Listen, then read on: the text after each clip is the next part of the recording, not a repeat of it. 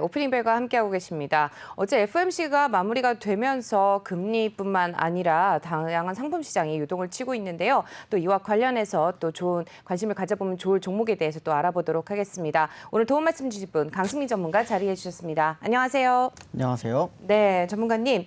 오늘은 또 FOMC 특집을 준비를 해주셨다고요? 네, 맞습니다. 사실은 뭐 FOMC 결과에 따라서 국내 시장, 외국 시장 모두 다 출렁거리기 때문에 이 부분에 있어서 한번 정리를 하고 가는 게 굉장히 중요하다고 생각을 해서 정리를 하게 됐습니다. 네, FOMC 어떻게 정리를 해보면 좋을까요? 네, 사실은 뭐 이번에 많은 분들이 굉장히 엇갈린 의견을 내놨었는데요. 그렇죠. FOMC에서 뭐 금리를 올린다 아니면 뭐 유지한다. 뭐 유지를 해야 좋고 뭐 금리를 오르면 또 우리나라에서는 좀 상황이 안 좋게 올라갈 것이다. 이런 얘기들을 많이 해놨는데 오히려 시장 반응은 뭐 이 정도는 예상했다. 뭐 이 정도로 나오는 것 같습니다.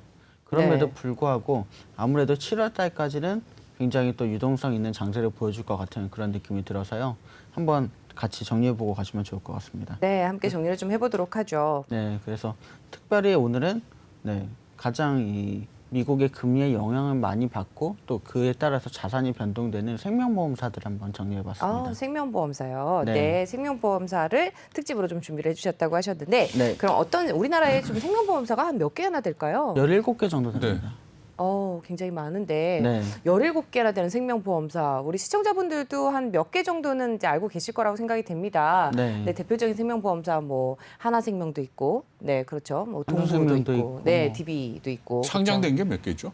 근데 재밌는 게 상장된 건 4개밖에 없습니다. 4개입니까? 네. 그러면 이제 우리가 살펴볼 건 4개만 살펴보면 되겠네요. 맞습니다. 네, 4개의 상장사 어떤 게 있는지 좀 한번 살펴볼까요? 대표가 삼성이죠? 그렇죠. 아무래도 뭐 삼성은 모든 면에서 네, 그렇습니다. 앞서 나가고 있고요.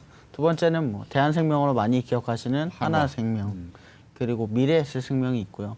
마지막으로 동양생명이 있습니다. 동양생명은 이게 주인이 중국으로 바뀌었나요? 바뀌었습니다. 그렇죠. 네. 중국 이 펀드 쪽에서 투자를 많이 했고요. 네. 아무래도 좀 경영난이 지속되면서 중국 자금이 많이 들어와서 네. 넘어가게 됐습니다.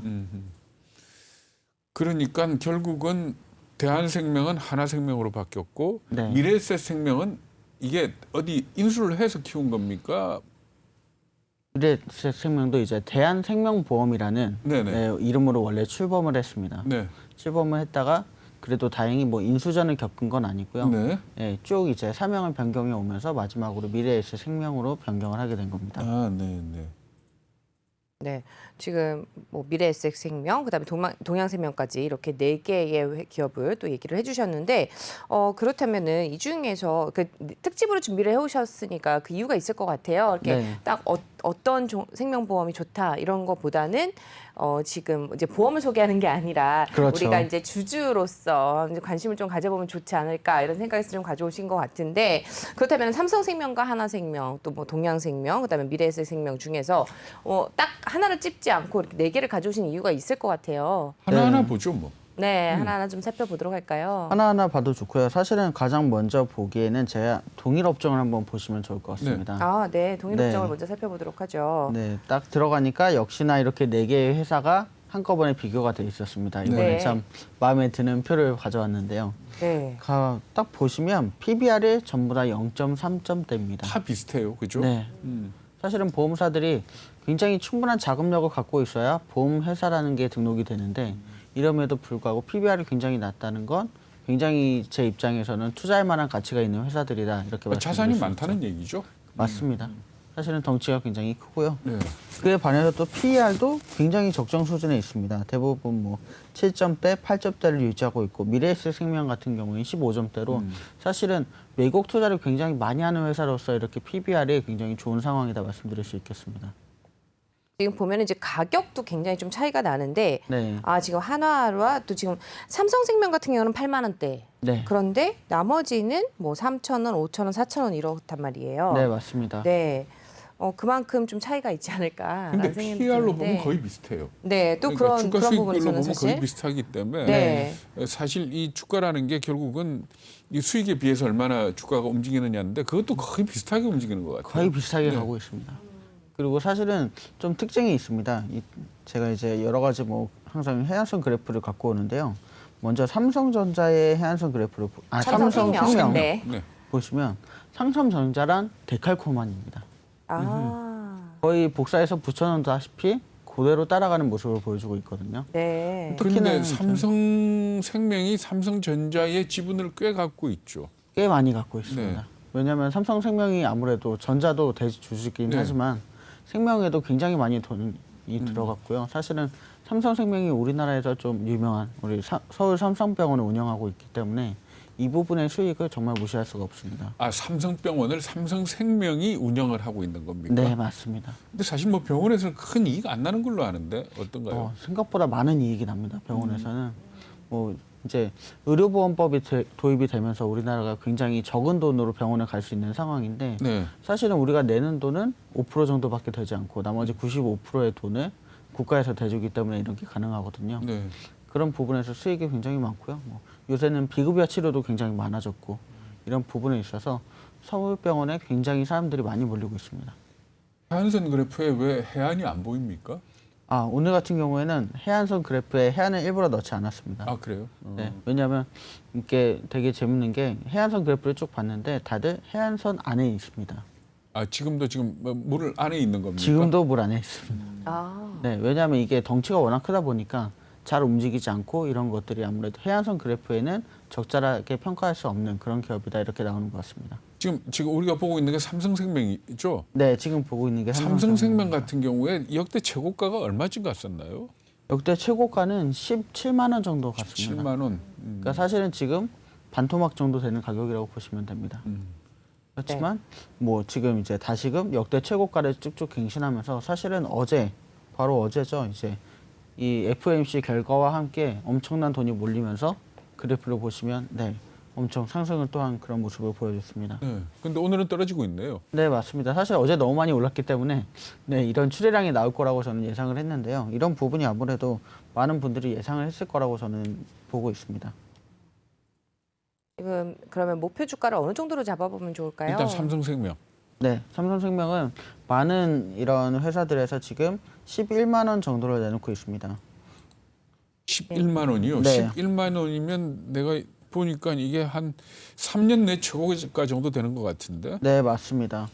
3년 내 최고 주가를 지금 이제 목표가로 잡고 있는데 뭐 신한금융투자 그리고 메리츠 그리고 유안타증권 그리고 삼성증권에서 11만 원을 제시를 했습니다. 그렇게 보는 이유가 논리가 뭔가요? 결국 금리인가요? 결국 금리고요. 네. 사실은 이 금리가 오를 거라는, 그러니까 우리나라에서는 이미 발표를 했기 때문에 이게 선반영이 됐고요. 이번에 FOMC에서 발표를 했기 때문에 아마도 더 수정돼서 더 오른 주가를 내놓을 가능성도 있다고 봅니다. 하지만 지금 이제 해안선 그래프를 쭉 분석해 보니까 이전 고가가 11만 원대였기 때문에 이 정도 고가를 내는 것으로 보입니다. 네. 지금 삼성생명에 대해서 좀 알아봤고요. 그다음에 한화? 한화에 네. 대해서 한번 살펴볼까요? 네, 하나도 사실은 굉장히 재밌는 그래프를 보여주고 있습니다. 그냥 주가를 보면 지금 3,855원이거든요. 네. 네, 근데 최고가를 보시면 이제 최근에는 9,000원대까지 올랐는데 사실은 2008년, 2009년에는 한 2만 원대까지 올라갔었습니다. 그러니까 사실은 2009년 이 경제 위기 이후로 굉장히 많은 주가가 하락했음을 보여주는 그런 안타까운 상황인데요. 그때는 근데 약간 좀 돌발적인 상황이었기 때문에 지금과는 좀 비교하기가 좀 어렵지 않을까. 너무 장기로 보신 건 아닌가라는 생각이 들거든요. 네, 그렇긴 그러면 하죠. 이제 최근의 주가에서 이제 고점을 찍은 게 뭐 한 2015년 정도 기준으로 봤을 때, 네, 9,000원 선이다. 네, 그렇게 해도 뭐 지금 한 절반 정도 이하로 이제 내려와 있는 상황이니까, 맞습니다. 네, 저가라고 보시는 것 같은데요. 네. 하나생명 같은 경우는 목표 주가를 어느 정도로 잡고 계시나요? 네, 저는 이전 고가 정도가 굉장히 타당하다고 보고 있는데요. 많은 이런 회사들에서도 지금 8,000원에서 9,000원을 최고가로 내놨습니다. 네. 상당히들 증권사에서 이 주가 전망을 좋게 내놓고 있네요. 네, 왜냐하면 사실은 이게 뭐 이 회사들이 뭐 정말 성장성이 없어서 이렇게 평가가 저평가됐다기보다는 첫 번째는 우리나라에서 보험에 대한 인식이 너무 안 좋고요. 두 번째는 덩치가 너무 크기 때문에 쉽사리 움직이지 않는 주식이라서 그렇습니다. 왜 우리나라가 보험에 대한 인식이 안 좋죠? 사실은 우리나라 이제 80년대, 90년대 이제 보험 세동기에 많은 분들이 이제 이렇게 부르죠. 보험 아줌마. 네. 이 우리 어머님들이 보험을 판매하시면서 너무 이 잘못된 보험들을 이상한 방식으로 많이 판매를 했습니다. 근데 사실 뭐 없어졌죠, 교육보험은. 네, 교육보험. 교육보험 그러니까 옛날에 보면은 교육보험 들고 안보험 들고 뭐 이런 것들은 당연한 걸로 생각을 했던 시절도 있었는데 그랬죠. 요새 분위기가 많이 바뀐 겁니까? 많이 바뀌었습니다. 사실은 교육보험이 굉장히 많은 피해자를 낳았고요. 네. 그 때문에 보험이라면 이제 학을 떼시는 분들이 많이 생긴 거죠. 그 당시만 해도 뭐 워낙 우리나라가 학구열이 좋고 이 교육에 대한 열성이 높기 때문에 어머님들이 교육보험을 굉장히 많이 들었습니다. 그랬죠. 그런데 이 교육보험에서 막상 대학을 갔는데 보장이 전혀 안 된 겁니다. 그래서 이런 부분들이 많은 어머님들에 대한 이 마음을 실망시켰고 지금도 제가 이제 고객들 만나다 보면 아 그때 교육보험 들었는데 나 그때 실망해서 보험 안 된다 이런 분들이 굉장히 많거든요. 그래서 아무래도 그런 여러 가지 기조가 기성세대들한테는 굉장히 마음에 아픈 상처로 남는 것 같습니다. 네. 지금 하나생명까지 좀 살펴봤습니다. 이어서 미래에셋도 한번 살펴볼까요? 네, 미래에셋도 사실은 굉장히 저는 재밌다고 생각을 합니다. 이 회사는 사실은 우리나라 주가랑 비교하기는 굉장히 어려웠다고 평가가 되는 게 외국 투자 부분은 굉장히 좋은 회사입니다. 그래서 미국 국채의 다른 회사들보다도 더 많이 투자를 하고 있고요. 사실은 이번 미국 금리가 오른다면 최수혜주가 될 가능성이 굉장히 높은 그런 회사입니다. 현재 주가는 이제 4,280원인데요. 최고가 최근 최고가가 몇 년 전에 있었던 7,000원대가 가장 최고가였습니다. 네. 근데 이제 여러 증권사의 이런 여러 가지 컨센서스나 의견을 보다 보면 지금 8,600원까지 올라갈 것이다. 이걸 이제 대신증권에서 내놨거든요. 네. 그러니까 이전 고가를 뛰어넘어서 이번에는 더 많이 올라갈 수 있다. 이런 얘기를 하고 있는 겁니다. 그리고 마지막으로 그렇게 되면 동양생명 보시면 되겠네요. 네, 마지막으로 동양생명입니다. 동양생명은 이제 지금 5,760원 정도의 주가를 보여주고 있는데요. 이 주가는 이제 최근 최고가가 2019년이었죠. 18,000원이었습니다. 그래서 거의 3분의 1 정도로 내려왔는데 아무래도 이런 굉장히 위기가 있었기 때문에 코로나로 인해서 영향이 많았던 것 같고요. 이 부분에 있어서는 다시금 회복할 수 있을 가능성이 굉장히 높은 상황이다 이렇게 말씀드릴 수 있을 것 같습니다. 근데 지금 이 그래프를 보니까 거의 생긴 모양새 기울기는 거의 똑같습니다. 네, 네. 같고 그다음에 오늘 또 4개 회사가 전부 다 주가가 떨어지고 있네요. 네, 왜냐하면 어제 엄청 또 올랐습니다. 그런 부분에서 출혈량이 나오는 거고요. 어떻게 그렇게 많이 종가 기준으로는 그렇게 많이 오른 것 같지는 않은데 네, 어떻게 거래가 많았습니까? 거래가 엄청 많았습니다. 그러니까 엄청 올라갈 수 있었지만 또 그만큼 올라가면서 출혈량이 엄청 쏟아졌기 때문이라고 분석이 되고요. 네. 사실은 이제 제가 어제 삼성전자를 좀 봐야 된다 이렇게 말씀을 드렸는데 삼성전자 그래프도 한번 보시겠습니다. 네. 사실은 삼성전자 그래프가 이제 5일선과 터치라는 모습을 보여줬습니다. 사실은 이 5일선 밑으로 내려가면 우리나라 경제 성장이 굉장히 안 좋을 거다 이렇게 말씀을 드렸는데 다행히 5일선 밑으로 내려가지는 않고 5일선과 터치하면서 지금 같이 가는 모습을 보여주고 있는데요. 앞으로 한 일주일 정도는 이 삼성전자의 그래프에 굉장히 주목해봐야 할 것으로 보입니다. 네, 지금 삼성전자 그래프까지 좀 확인을 해봤습니다. 지금 미래에셋 이어서 또 동양생명 또 한번 좀 확인을 더 해볼까요? 네, 미래에셋 동양생명 사실은 요새 이제 외국에 투자하시는 분들이 굉장히 많거든요. 사실은 작년, 재작년에 달러 보험이라든지 달러 예금 이런 것들이 굉장히 인기를 끌었지 않습니까? 그랬죠. 그래서 그러면서 미래에셋 생명이 굉장히 좋은 발판을 마련해서 나아가는 그런 와중에 있습니다. 그래서 사실은 미국 국채에 투자하는 것 자체가 보험회사들에서는 어쩌면 굉장히 기반이 되는 가장 기초적인 투자 방법이라고 볼 수가 있는데요. 이 부분에 있어서 미래에셋 생명이 좀 독보적이다 말씀드릴 수 있고 네. 삼성과 하나 같은 경우에도 미국 달러에 굉장히 투자를 많이 하고 있어서 이 보험사들이 이 미국의 금리 상승과 함께 우리나라의 보험 가입자 수가 증가하는 것보다도 훨씬 더 많은 그런 수혜를 입을 가능성이 높습니다. 어때요? 생명보험 같은 경우에 우리 손해보험은 왜 손해율로 가지고 계산을 하지 않습니까? 네. 생명보험의 수익률은 어떻게 계산을 해내는 겁니까? 사실은 생명보험도 이제 여러 가지 방법이 있지만 손해율로 가장 크게 작용을 하고요. 사실은 경험 생명표라는 게 매달 이제 발표가 됩니다. 그렇죠. 그러니까 기대 수명이나 이런 것들 네. 발표되는 거 아닙니까? 맞습니다. 그래서 그런 것들을 기반으로 여러 고객들의 이런 위험 상황이라든지 이런 것들을 계산해서 어떤 나이대에는 뭐 굉장히 많이 돌아가시는 분들이 많고. 우리가 일반적으로 보험 처음 배울 때 네. 생명보험은 저축성이고 손해보험은 보장형이다. 네, 뭐 이렇게 얘기를 하지 않습니까? 요새는 그 간격이 많이 허물어졌죠. 엄청 허물어졌습니다. 왜냐하면 이 사실은 손해보험 쪽에서 먼저 생명보험을 많이 침범을 했습니다. 네. 왜냐하면 생명보험 같은 경우에는 금액이 크고 캐파가 크다 보니까 이런 부분에서 우리도 생명보험과 비슷한 상품을 팔아서 이런 부분들을 메꿔 나가야겠다는 그런 전략적인 뭐 이야기가 대표적인 나왔고요. 게 중심보험이나 실손보험 같은 것들입니까? 네, 맞습니다. 그게 다 손보에서들 파는 거죠. 네, 원래는 생보 상품인데 네. 손보로 많이 넘어왔습니다. 네, 그렇게 크로스를 해도 되는 건가요? 네, 사실은 원래 같은 경우에는 국가에서 딱 선을 그어놓고 이제 서로 네. 침범하지 못하게 했었는데요. 이 부분은 국가에서도 뭐 시장 경제 체제다 네. 이런 얘기를 하면서 많이 벽을 허물어줬습니다. 네. 그래서 서로 이제 좀 침범을 하고 그래서 이제 생명보험 같은 경우에서도 손해보험에 들어간 이런 약관 같은 걸 많이 적용을 해서 상품을 판매하고 있습니다. 그러니까 생명보험 중에서도 저축성은 좀 떨어뜨리고 보장성을 좀 높이는 그런 상품들이 나오나 보죠. 네, 요새는 사실은 많은 분들이 워낙 뭐 저축성을 보험이다 이렇게 들었는데 네. 손해를 봤다 이런 분들이 많기 때문에 오히려 그냥 보험은 보장성으로 가져가는 게 맞다 이렇게 얘기하고 보장성으로 드시는 분이 굉장히 많습니다.